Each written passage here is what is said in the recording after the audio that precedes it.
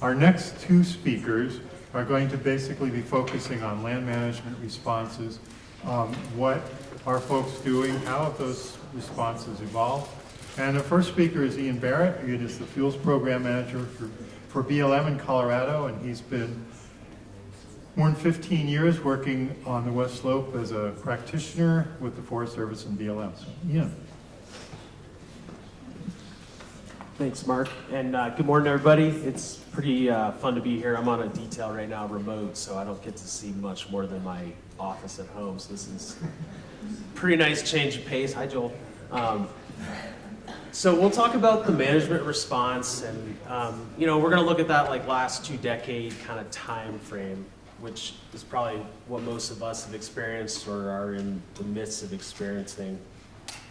I'm a big lumper, but for ease, I want to sort of frame this talk in terms of threat and then the site or the conditions on a site or the landscape. So we talk about hazardous fuels, other than being like a really confusing thing to describe to your relatives at Christmas about what do you do for work.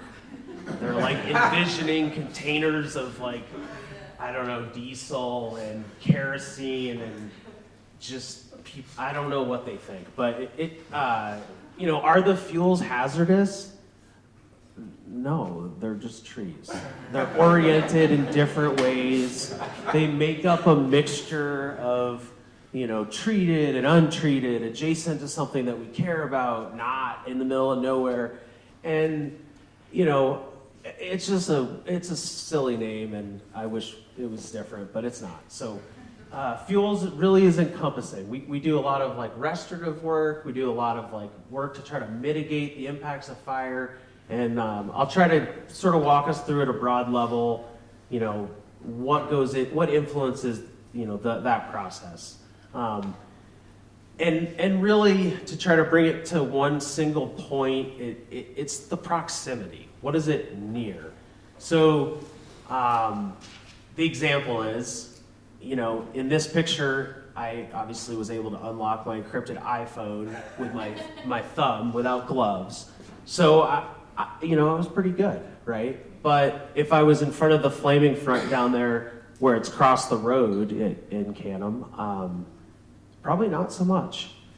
And, that's more or less the way a fuel specialist is going to look at the fuels problem that they're trying to solve. And it really could be a house, it could be a whole different slew of values that we're trying to balance, but that's the lens that they're gonna utilize.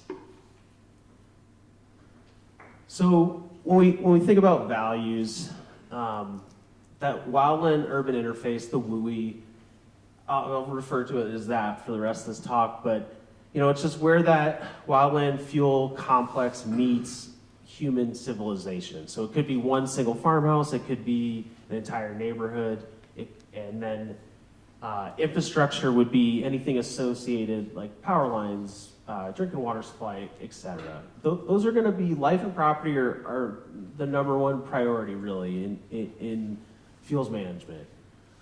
That's what's the main funder for it. And then, the real driving force. So moving on from that, really threatened endangered species. So managing for sage grouse. Those have been the two dominant factors in fuels management over the last 2 decades. If you really look at starting in early 2000s, drought years, heavy wildfire years, the National Fire Plan was stood up. That's when the federal government really started investing in wildland fire management, and then fuels was birthed. So, I'd say mid-2000s, you started to see a lot of mastication, a lot of roller chop, a lot of treatment out there where there hadn't been management of vegetation other than for things like grazing enhancement or other practices. So that carried on, I would say, time frame until 2000, late 2000s, and then funding really dried up. So fuels management really went back into like a pretty quiet period. It was also slightly wet, and so things sort of mellowed for a bit. And then, you know, as we get into the really last decade and a half of the sage grouse era, that's when the big funds came in for work on the landscape. So a lot of conifer removal, where, you know, conifer had expanded into existing sage ecosystems. So really the lower end of the pinyon-juniper woodland area. And then we've always managed for other values like big game, cultural sites, watersheds, you know, your general like restoration projects that field offices have completed to try to enhance the landscape, often partnership driven in coordination with, you know, at least in Colorado, with the Parks and Wildlife Department and others. So this is a picture of a cool cultural site where they're doing a hand treatment. So the, you know, pinyon-juniper is actually established within the site itself. Let's see. So when I talk about site conditions, I don't know why I picked that title, but it really, you know, land designation's probably going to be one of the main factors influencing how and why you treat an area. So if it's a wilderness study area versus a special recreation area, there's going to be innate differences on what managers are going to utilize or want to utilize in that area. If it's directly adjacent to a community, that's going to play a role as well. And then what is the site composed of? You know, that will affect the decision to treat or not treat. Like, is there a reason to do this? The one at the picture on the left's a site that I was asked to go visit by a landowner, and there was like 100-yard area devoid of vegetation between the community and his house. So we determined that we didn't need to treat there a second time. It had been treated in the mid-2000s. So everyone's perception on that threat varies. And that's part of the challenge is each group within the discussion may have a different perception on what the threat really is. And then, so I'll get more into the soils and stand structure, but those make a big difference in terms of, you know, deciding whether or not to treat and how. And then the social context has really changed over the last few decades. I think everyone's seen the large fires and probably experienced some themselves, and I don't think that any of us have any illusion that that's going to slow down or be less so in the future. So which method to use? And like I said, you know, in terms of site-based, I grabbed a few images to try to illustrate the point, but I'd say I sort of asked the folks in Colorado, you know, generally, how would you describe the methods you use? So for like a high-level view of the toolbox, you know, if you have a high-density pinyon-juniper stand with an intact understory, mastication. Low density with a poor understory, lop and scatter. High density near wooey, pile, burn, seed. And then seed and herbicide treatments annually to maintain. I mean, those are really the toolbox that's at play. Those are generally the best management practices of the day. I think there's tons of room for improvement there, but they've you know, really been shown to deliver the best results.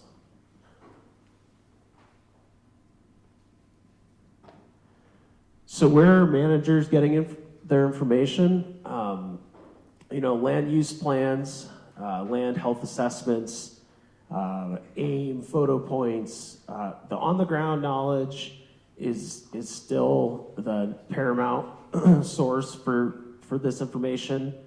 There are definitely tons of remote sensing products that are becoming more and more robust and available and user-friendly, but still it's that site-specific knowledge. managers are certainly interfacing with partners, whether it's nonprofits or other governmental groups, for input to where to treat, what and how to treat. There's a number of different risk analyses that are coming out and are continually updated, which is really helping drive and really fine tune where we treat.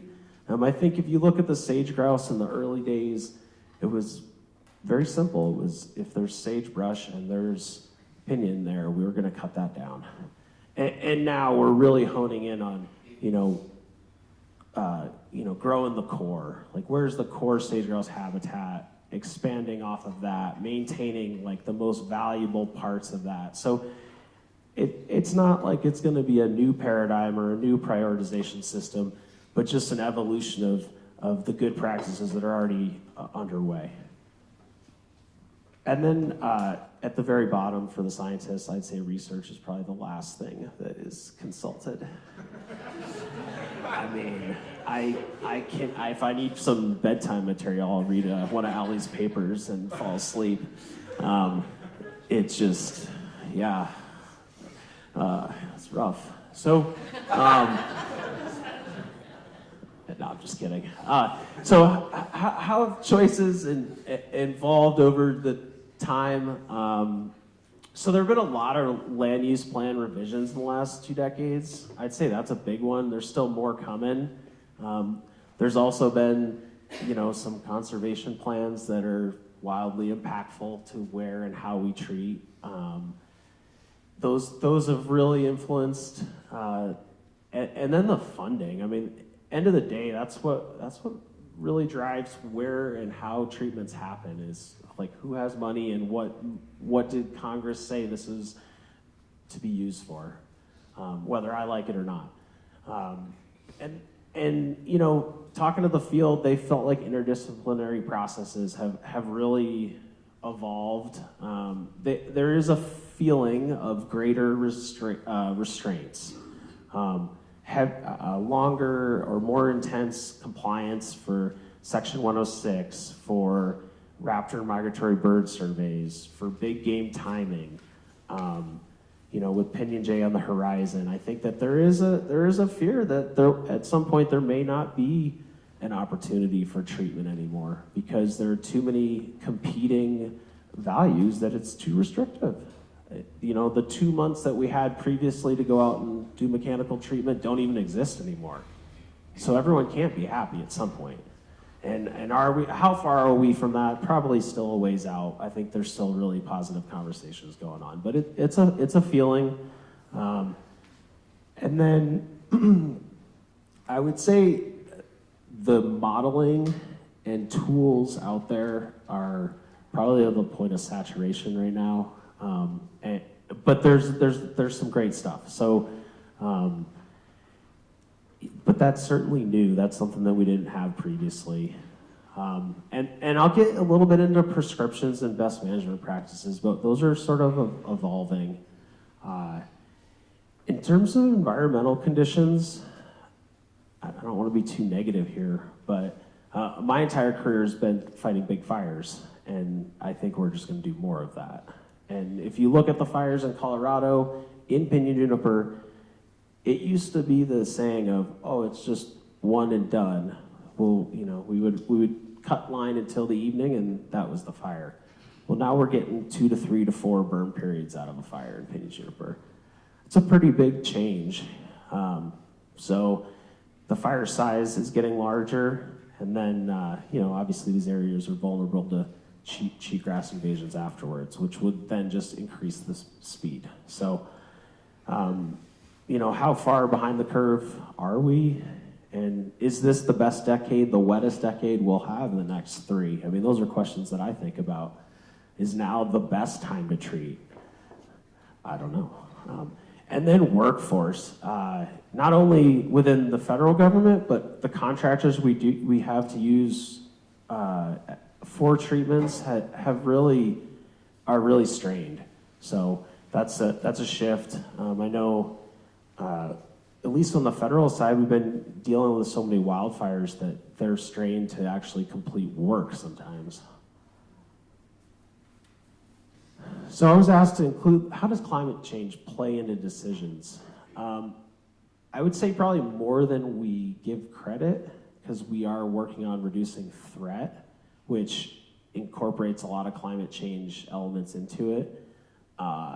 However, probably not directly in our NEPA analysis at this point. And a lot of that is there's been really slow direction coming down in terms of IMs and guidance within the BLM, and we'll see how long till we have a guidebook and et cetera. But it's certainly a developing area. There's some field offices that I've seen that are starting to look at Pinyon-Juniper die-off, where they've lost a lot of area to fire, and they have measured the previous die-offs in terms of vapor deficit and see that the projections do not support Pinyon-Juniper woodlands moving forward. So they're not going to pursue that type of restoration. And I don't know that in Colorado we're there yet, but I think people have started really talking about the viability of restoration with climate change. So I do want to talk about some kind of cool projects that are going on in Colorado and why co-production is super important.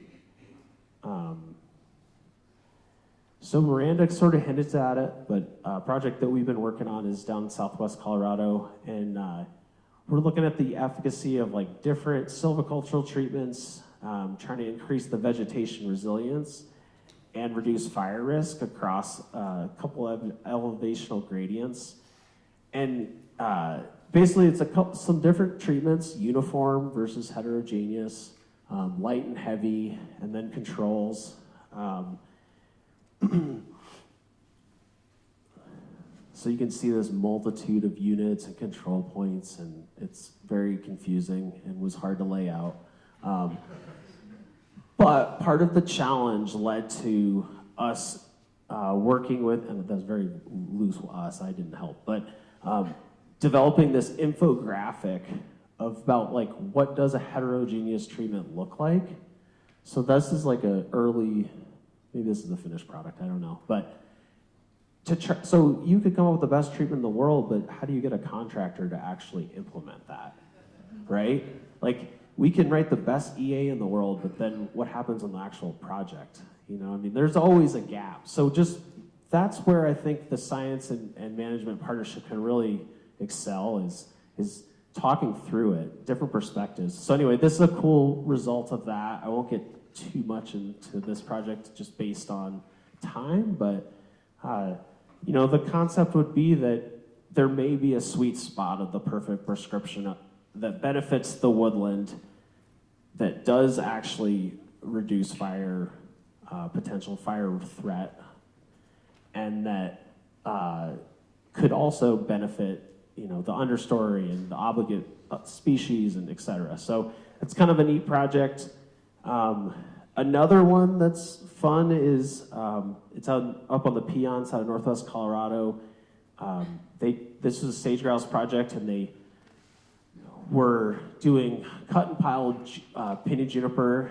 You can see that one of them has an exclosure here. And then using seed pelleting, traditional methods of just seeding and raking, and then putting some exclosures and using some herbicide. And just the concept of these islands of resistance is, I think, what he coined it. But you basically have a little control area where the burn pile is to introduce native seed, and maybe this hopped up seed mix would be amazing and just propagate native seed everywhere. But anyway, that's not quite what happened. But so, these are just preliminary findings. This is Jess Gray at University of Colorado, but grazing, there was an impact there.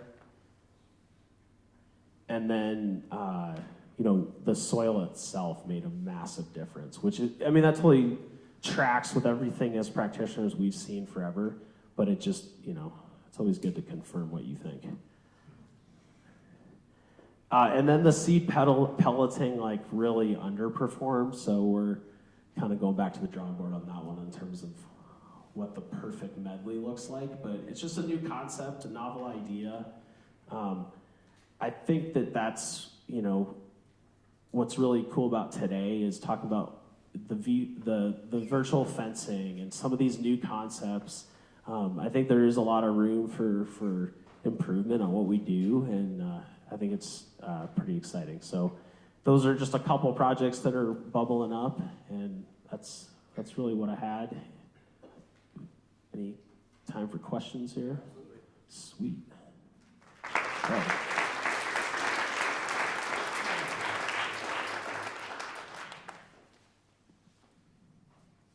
There is quite a bit of time for questions.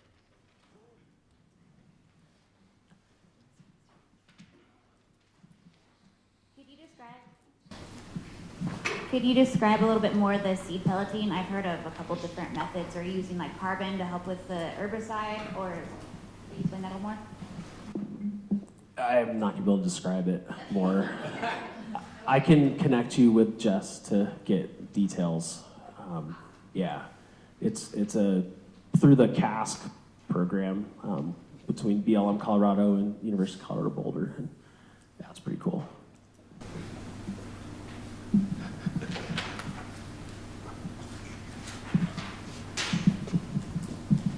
When you refer to the different modeling technologies, is there a modeling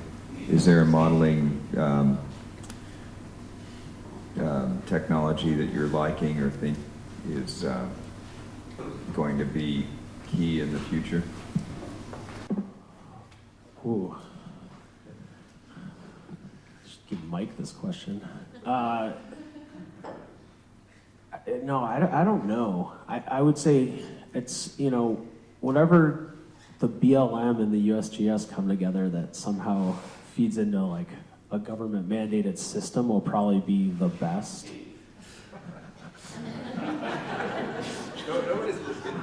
Is there one you've seen success with? Models are helpful,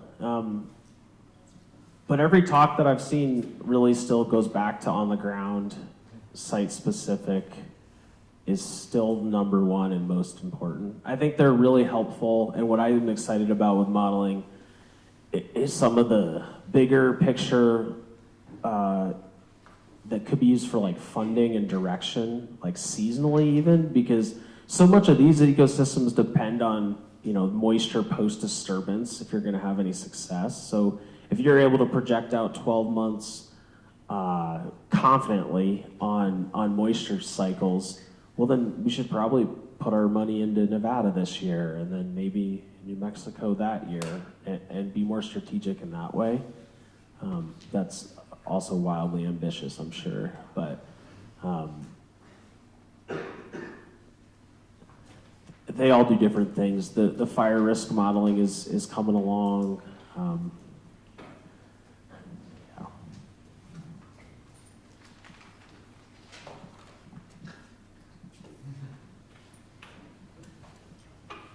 So could you speak a little bit more about the trade-offs between the mastication and the lop and scatter? Because we've heard in the prior talk, that residual wood can be good for microsites for germination. In my own research, we found it's good to have the residual structure for deer. They could paw through the snow and get to forage and things like that. Does it make a difference? If you're doing a fuel rejection treatment, is it okay to leave the residual structure? Yeah. It's going to be like that high density versus the lower density. If you lop and scattered a high density Pinyon-Juniper stand, you and I or deer are not going to be able to walk through it. It's going to be 3 feet of debris and you'll fall over trying to get through it. So you would have too much biomass in a lot of those high density sites is, I'd say, the biggest trade-off. You also have a more available fuel bed, elevated for a period of time. So that'd be a consideration depending on where it was. Go ahead, Mike. For values to protect, have you guys had a situation where one of those values would be like old growth stands and you need methods to protect old growth stands from fire risk? No, I think that the concept of old growth stands is still just like out there. There's executive order talking about protecting old growth stands. There's some guidance coming slowly, but I've yet to see an actual map of old growth stands, so we don't really know where they are yet even. And then the concept of protecting Pinyon-Juniper is very novel. Like, very novel. Which is cool. I think we all like really appreciate the PJ woodlands, but so much of us spent most of our career cutting down Pinyon-Juniper. And it still happens. There's a conflict there we talk about the sagebrush biome where on the low end, but on the high end, we still value ponderosa pine more than Pinyon-Juniper, right? We spend a lot of time cutting out Pinyon-Juniper and ponderosa pine. If we're looking at climate modeling, the upper end is probably where we should be cutting out, I don't know, maybe just let it do its thing, but cutting out ponderosa pine. Are we just delaying the inevitable? Quite possibly. So there's some research out of University of Wyoming looking at restoration of oil and gas well pad sites, and they kind of created these little divots in the soil and kind of created these little mini like run-in sites, and they had more success with recovery. Has anything like that been added into any of these restoration treatments? We haven't done any, I don't know of any, I'm trying to think the term for that, but where you're like altering the soil structure, and I haven't seen anything in this area, yeah. But it is an interesting concept for sure. The pellet study did really show that traditional methods of just raking, and throwing a couple sticks on the sites was the most effective still. So confirming that what managers are doing is the best as of now, but so. I heard sort of two what seemed to me conflicting pieces of information from your talk. I heard you both say that research is not a primary source of information for land management decisions, and that there's a saturation of models and tools. And I also heard you say that you're excited about being involved in these research projects, and so I'm curious what you see as ways that we can bridge the gap between, clearly there's not enough information because you're pumped about doing this co-production, and also clearly the way that research is being done isn't being communicated in a way that's useful. So what do you see as the bridge between those two sort of separate ideas? So you're correct. It's the paradox of life. I think when you talk about how things are communicated, it really gets at the issue, right? It's never a communication tool that the field just needs to understand. It's why, go to the question of why can't they learn this new model that you have to do 35 inputs and it spits out this one thing, and then you have to know about this other thing. And, it's just the reality of they have time, a small amount of time.